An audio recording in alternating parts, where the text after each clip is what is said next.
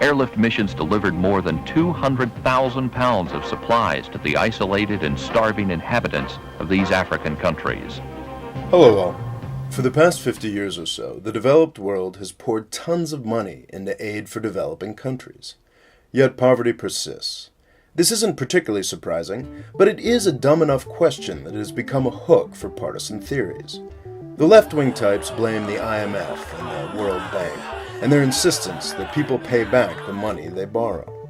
The right-wing types blame post-independence governments for adopting the same sorts of protectionist measures that the US and Europe used when we were getting rich. These theories are both interesting, but they also both miss the real story. For the truth about what has happened, we need to look back to Thomas Malthus. Malthus was a somewhat batty English priest who invented the modern study of population.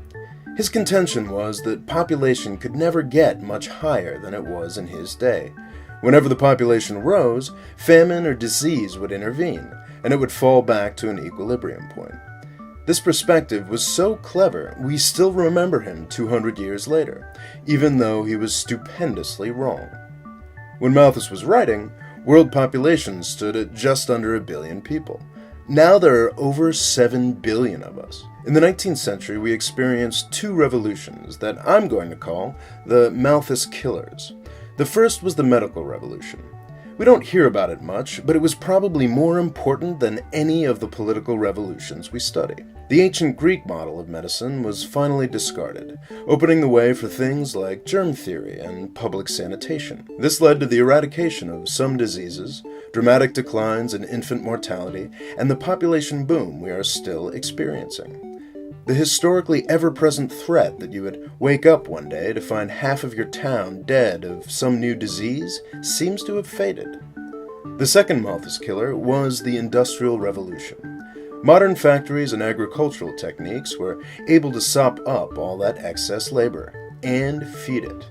Western industrial and post-industrial society developed the resources necessary to support all these people, and just as importantly, found something for all of them to do. These two separate revolutions also describe why there are still so many poor people. The development industry hasn't failed. It's actually been tremendously successful at exporting one of the Malthus-killing revolutions. Modern medicine, and at least the expectation of public sanitation, has made its way around the world. Over the past 50 years, this has led to plummeting infant mortality and rising life expectancy worldwide. What the development industry has failed to do is export the Industrial Revolution. Developing countries have 1/2 of the Malthus-killing formula. They've got the rising population yielded by modern medicine, but they don't have the jobs necessary to lift all these new people out of poverty. The world's poor people aren't a sign of the development industry's failure.